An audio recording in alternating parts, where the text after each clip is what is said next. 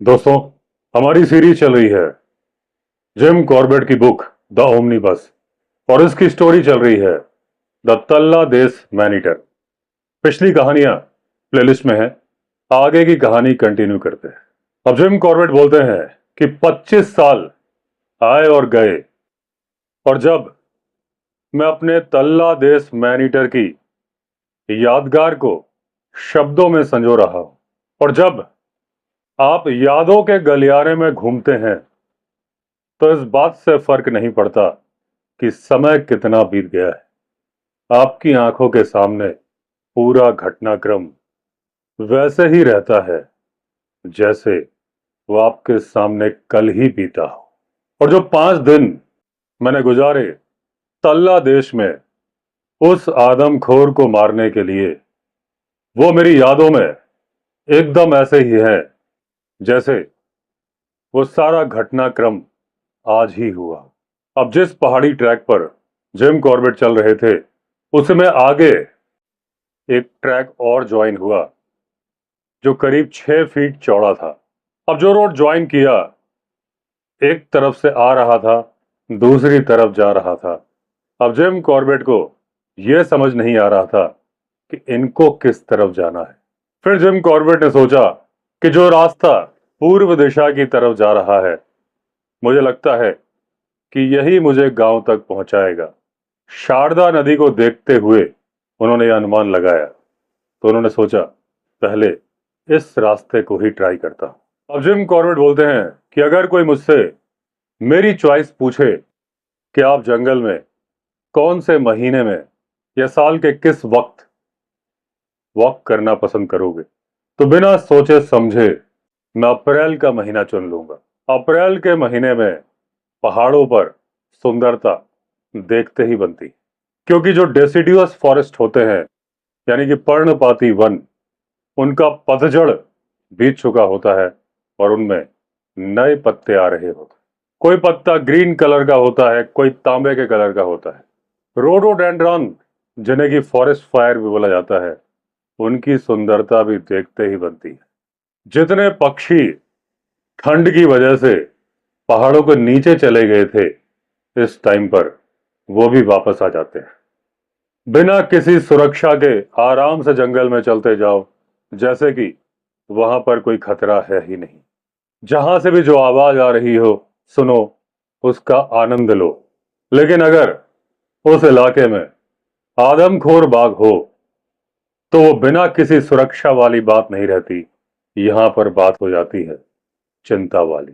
अब जो खतरा होता है, वो आपके अंदर तरह का जोश और कौतूहल भी पैदा कर देता है, लेकिन आपको इतना अलर्ट कर देता है कि हर तरह की आवाज का आप विश्लेषण करने लगते हैं।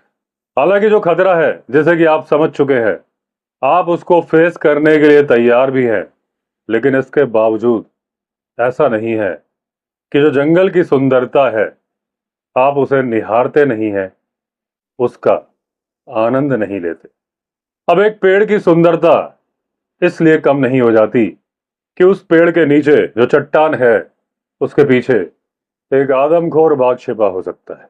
और एक पक्षी एक पेड़ पर बैठ के गीत गा रहा है, तो उसका गीत उतना ही सुंदर है, उतना ही मधुर है, भले ही पास के पेड़ से एक जंगल बैबलर की चेतावनी वाली कॉल आ रही हो कि सावधान हो जाओ, ताऊ जी निकल चुके हैं।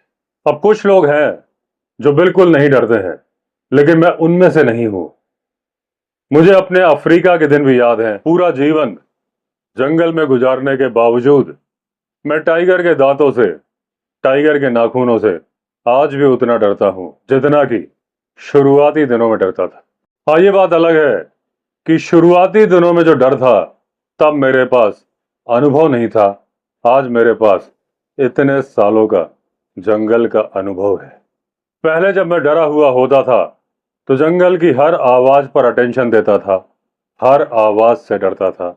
आज मेरे पास एक्सपीरियंस है, तो मुझे मालूम है कौन सी आवाज पर अटेंशन देना है, किस आवाज के पीछे खतरा है और किस आवाज को इग्नोर करना है। तब इस बात की भी अनिश्चितता थी कि जो गोली मैं चलाऊंगा, वो पता नहीं कहां जाएगी, आज मुझे मालूम है कि वो गोली कब और कहां जाएगी, यानी कि वहां जाएगी जहां मैं उसे भेजना चाहता हूं। तो अनुभव आपका आत्मविश्वास बढ़ाता है, और बिना अनुभव और आत्मविश्वास के पैदल अकेले आदमखोर बाग के इलाके में जाना उसका शिकार करने के लिए आत्महत्या करने का बहुत ही बुरा तरीका है।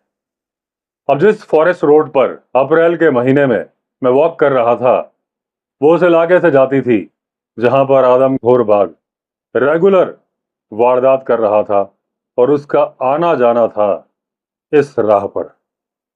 और यह साबित हो रहा था वहां के जो पेड़ थे उनकी छाल को देखकर, क्योंकि जगह जगह पर टाइगर ने स्क्रैच मार्क लगाए थे, यानी अपनी टेरिटरी मार्किंग की थी।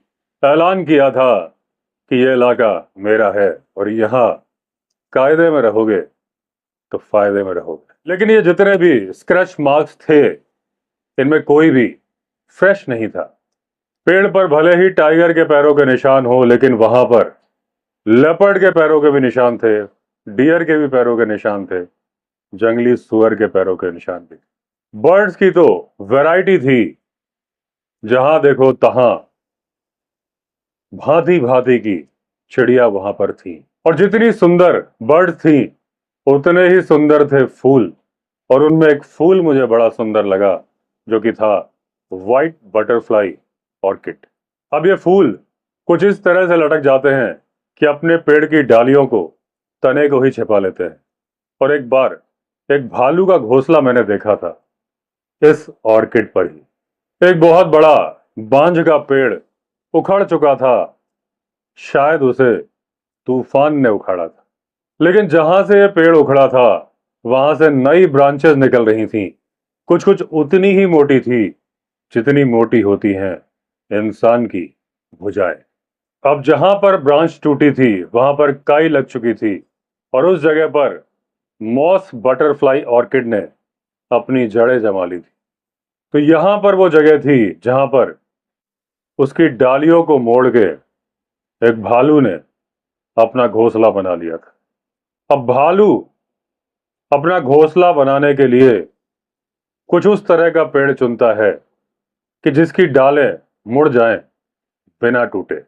अब ये जो घोंसले होते हैं, इनका फैमिली से कुछ लेना देना नहीं होता है। मैंने 2000 फीट की ऊंचाई पर भी घोंसले देखे हैं, और घोंसले देखे हैं 8000 फीट की ऊंचाई पर भी। अब जो लोअर एल्टीट्यूड होते हैं, वहां पर भालू इसलिए बनाते हैं ऐसे घोंसले कि जब वो आराम करें तो उन्हें मक्खियां परेशान न करें, चींटियां परेशान न करें। और जब हायर एल्टीट्यूड पर भालू जाते हैं, वहां जब वो धूप सेक रहे होते हैं, तो उन्हें नहीं चाहिए होता किसी तरह का डिस्टरबेंस। अब जब कोई रोड जिस पर इंसान चल रहा हो इंटरेस्टिंग हो, उसे वहां पर आनंद आ रहा हो, तो वो इस बात पे ध्यान नहीं देता कि ये रोड कितनी लंबी है। अब मैं इस रोड पे चल रहा था, करीब 1 घंटा बीत चुका था। चलते चलते ये एक रिज पर आ गया जहां पर घास लगी थी, और वहां से दिखाई दे रहा था एक गांव, और यहां पर जंगल समाप्त हो चुका था। अब जिम कॉर्बेट जैसे ही उस स्लोप से नीचे आए, गांव के लोगों की निगाह पड़ गई उनके ऊपर। और जब तक जिम कॉर्बेट उस गांव तक पहुंचे, पूरा का पूरा गांव उनका स्वागत करने के लिए तैयार खड़ा था। अब जिम कॉर्बेट बोलते हैं कि मुझे नहीं मालूम कि विश्व के किसी भी कोने में किसी भी अजनबी का जिसके आने का मकसद आपको पता ना हो, क्या उसका ऐसा स्वागत किया जाएगा जैसा स्वागत किया जाता है कुमाऊं में। शायद मैं पहला अंग्रेज था जो अकेले और पैदल उस गांव में पहुंचा था, और जब तक मैं वहां पहुंचा, मेरे लिए एक कालीन नुमा चीज बिछा दी गई ताकि मैं आराम से बैठ सकूं। कालीन के नीचे था एक मोड़ा, और जब तक मैं उस पर बैठता, मुझे एक पीतल के गिलास में दूध भर के हाथ में पकड़ा दिया गया। अब इतने साल कुमाऊं में रहने के बाद मैं कुमाऊं के एक एक इलाके की भाषा समझता हूं, और वो आपस में क्या बात कर रहे हैं ये मुझे समझ में आ रहा था। क्योंकि मेरे कंधे पर थी राइफल, तो वो समझ चुके थे कि मैं उन्हें आदमखोर से निजात दिलाने आया हूं। लेकिन जो बात उन्हें आश्चर्यचकित कर रही थी वो ये कि मैं सुबह सुबह कैसे आ गया, क्योंकि यहां पर जो रेस्ट हाउस है नजदीकी, वो 30 मील की दूरी पर है। यानी वहां से चल के कोई सुबह सुबह नहीं आ सकता। अब जिम कॉर्बेट की दी हुई सिगरेट एक हाथ से दूसरे हाथ घूम रही थी और जिम कॉर्बेट पी रहे थे दूध। उसके बाद कुछ सवाल जिम कॉर्बेट से पूछे गए जिसके उन्होंने जवाब दिए, और कुछ सवाल कॉर्बेट ने भी उनसे पूछे। उस गांव का नाम था तमाली। वो गांव आदमखोर के आतंक से ग्रसित था कई सालों से। कुछ ने बताया 8 साल, तो कुछ ने बताया 10 साल। लेकिन सारे के सारे लोग एक बात पर सहमत थे। बच्ची सिंह ने कुल्हाड़ी से लकड़ी काटते वक्त गलती से अपने पैर का अंगूठा काट दिया है। ये वही साल था जब मैन ईटर आया था। और दान सिंह का काला बैल, जिसे उसने 30 रुपए में खरीदा था, पहाड़ी से नीचे गिर के मर गया था। ये भी वही समय था जब आया था आदमखोर। अब तमाली गांव में आदमखोर का आखिरी शिकार कुंदन की मां थी। आदमखोर ने कुंदन की मां को मारा था मार्च महीने के 20वें दिन। वो गांव की बाकी महिलाओं के साथ खेत में काम कर रही थी। आदमखोर आया और उसे ले गया। अब किसी को यह नहीं मालूम था कि आदमखोर मेल है कि फीमेल है। इतना मालूम था बहुत बड़ा है। अब गांव में इतना दहशत का माहौल था कि ना तो कोई अपने खेत जोतने जाता था और ना ही कोई जाता था टनकपुर, जहां से खाने की सप्लाई आती थी। अब टाइगर कभी भी तमाली गांव से ज्यादा दिन तक दूर रहता नहीं था। गांव वाले गिड़गिड़ा रहे थे कि मैं यहीं पर रुक जाऊं तो पक्का मेरा आमना सामना हो जाएगा उस आदमखोर से। और मुझे भी ऐसा ही लग रहा था कि तल्ला देश की जगह तमाली में टाइगर से मुलाकात की संभावना ज्यादा है। अब जो लोग आप पर भरोसा करते हैं, आंख बंद करके विश्वास करते हैं, उन्हें टाइगर की दया पर छोड़ के जाना आसान काम नहीं है। लेकिन जब मैंने अपने जाने के कारण बताए तो वो लोग मान गए और मैंने बोला कि मैं पहला मौका मिलने पर तमाली आऊंगा, तो उन्होंने स्वीकार कर लिया। अब उन लोगों से विदा लेके मैं चल पड़ा वो गांव ढूंढने के लिए जहां पर आदमखोर ने मारा था आखिरी इंसानी शिकार। अब जिस रास्ते पर दो रास्ते मिलते हैं, मैं वहां पर आया। आते वक्त मैंने एरो का निशान बना दिया था कि मैं इस तरफ गया हूं, ताकि मेरे आदमियों को मालूम चल जाए। तो वो निशान मैंने हटा दिया। अब मैंने वो निशान पश्चिम दिशा की तरफ बना दिया, ये इंश्योर करने के लिए कि मेरे आदमी कोई गलती ना करें, उन्हें मालूम चल जाए कि मैं कहाँ गया हूं। और जो रास्ता पूर्व दिशा की तरफ जा रहा था, वहां पर मैंने रोड क्लोज का साइन बना दिया। अब जो ये निशान मैंने बनाए थे, इसकी कोई ट्रेनिंग मैंने नहीं दी थी अपने आदमियों को कि मैं ऐसे निशान बनाऊंगा। लेकिन पहाड़ों पर इस तरह के निशान लोग बनाते हैं, इसलिए मेरे आदमी भी समझ जाते। अब जो पहला निशान बनाया था, उसमें एक पेड़ की डाल उस दिशा की तरफ रख दी थी, वहां पत्थर भी रख दिए थे, और जो पेड़ की पत्तियां हैं वो इशारा कर रही थी कि रास्ता इधर जाता है।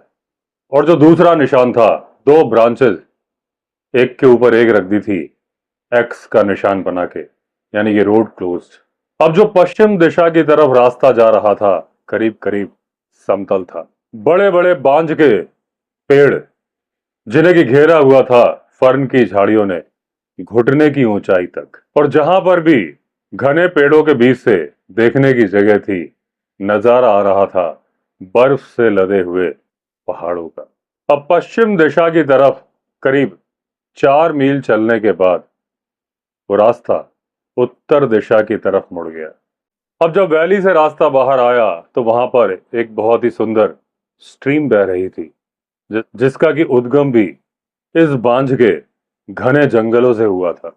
अब उस स्ट्रीम को उस पे रखे हुए पत्थरों से क्रॉस करने के बाद और थोड़ा सा ऊपर चढ़ने के बाद मैं आ गया एक खुले मैदान से इलाके में, जो कि था एक गांव का हिस्सा। कुछ लड़कियां स्ट्रीम की तरफ आ रही थीं। उन्होंने मुझे देख लिया। वो बड़े ही उत्साह से चिल्लाई, साहब आ गए, साहब आ गए। उन लड़कियों की आवाज हर घर तक पहुंच गई और इसके पहले कि उन घरों तक मैं पहुंचता, वहां पर लग चुकी थी भीड़। अब गांव के मुखिया से मुझे मालूम चला इस गांव का नाम है तल्ला कोट। 5 अप्रैल को यानी कि 2 दिन पहले चंपावत से पटवारी यहां पर आया था। वो मुझसे मिलने के लिए आया था और गांव के लोगों के लिए ये खबर लेके आया था कि नैनीताल से एक साहब आ रहे हैं आदमखोर बाघ को मारने के लिए। और पटवारी के आने के फौरन बाद गांव में एक महिला को मार दिया था आदमखोर ने। और अल्मोड़ा के डेप्यूटी कमिश्नर ने जो ऑर्डर्स दिए थे कि किसी भी लाश को वहां से उठाया ना जाए जिसे आदमखोर ने मारा है, तो जैसा था हुक्म वैसा ही उसका पालन किया गया था। उस महिला को हटाया नहीं गया था और सबको मालूम था कि मैं आने वाला हूं। तो गांव के लोगों की एक पार्टी उस शिकार की तरफ देखने के लिए गई थी कि वहां पर कुछ बचा है कि नहीं बचा, और मेरे लिए एक सूटेबल मचान बनाने के लिए। और जब गांव का मुखिया मुझे यह जानकारी दे रहा था, तभी करीब 30 लोगों की वो पार्टी वापस लौट आई। वो लोग बोले उन्होंने ढूंढने की बहुत कोशिश की जहां पर टाइगर ने मारा था उस महिला को, लेकिन अगर उन्हें उस महिला के शरीर का कोई हिस्सा मिला है तो वो है सिर्फ दांत। यहां तक कि उसके कपड़े भी वहां पर नहीं थे। जब मैंने सवाल पूछा तो एक 17 साल का लड़का बोला, अगर आप मेरे साथ गांव के दूसरे हिस्से तक चले तो मैं आपको उंगली के इशारे से बता सकता हूं कि टाइगर ने कहां किया था शिकार उस महिला का। और वो महिला थी उस लड़के की मां। अब वो लड़का आगे आगे चल रहा था, मैं पीछे, और मेरे पीछे गांव के आदमी, औरत, बूढ़े और जवान भी पीछे पीछे आ रहे थे। अब हम एक सकरी सी जगह पे आ गए, वो जगह जो 2 पहाड़ियों को आपस में जोड़ने का काम करती थी। और ये सबसे ऊंची जगह थी उस गांव की और पहाड़ी की। अब जो बाएं हाथ की तरफ थी, पश्चिम दिशा की तरफ थी, जाती थी लद्या नदी की तरफ। और जो दाएं हाथ की तरफ जाती थी वो जाती थी काली नदी की तरफ। अब वो लड़के ने वैली की तरफ मुंह किया। अब उस तरफ बहुत सारी घास थी, कहीं कहीं झाड़ झंखाड़ भी लगे हुए थे। उसके दाहिने तरफ था एक पेड़ों वाला जंगल और वहां पर झाड़ियां भी थी। 800 से 1000 गज की दूरी पर एक झाड़ियों के गुच्छे की तरफ इशारा करते हुए लड़का बोला कि मेरी मां को उस टाइगर ने वहां मारा था जब वो दूसरी महिलाओं के साथ घास काट रही थी। वहां पर एक बांज के पेड़ की तरफ इशारा कर रहा था वो, जिसकी शाखाओं को लंगूरों ने तोड़ दिया था। और उस पेड़ के नीचे मेरी मां के अवशेष मिले थे, ऐसा बोला वो लड़का। और वो बोला कि जब हम लोग ढूंढने जा रहे थे तो ना तो उस लड़के ने, ना ही उन 29 दूसरे आदमियों ने, ना तो कोई बार्किंग डियर की कॉल सुनी, ना ही कोई कॉल सुनी। लेकिन जब वो पहाड़ी के नीचे थे तो घोराल ने कॉल किया और उसके बाद एक लंगूर ने कॉल किया। बस इतनी ही जंगल फोक्स की आवाजें उन्होंने सुनी थी। तो दोस्तों, आज के पार्ट में इतना ही। बाकी की कहानी कंटिन्यू करेंगे अगले पार्ट में। अगर आपने चैनल सब्सक्राइब नहीं किया है तो चैनल सब्सक्राइब कर दीजिए। चलिए फिर मिलते हैं, तब तक के लिए all the best. Vande Mataram.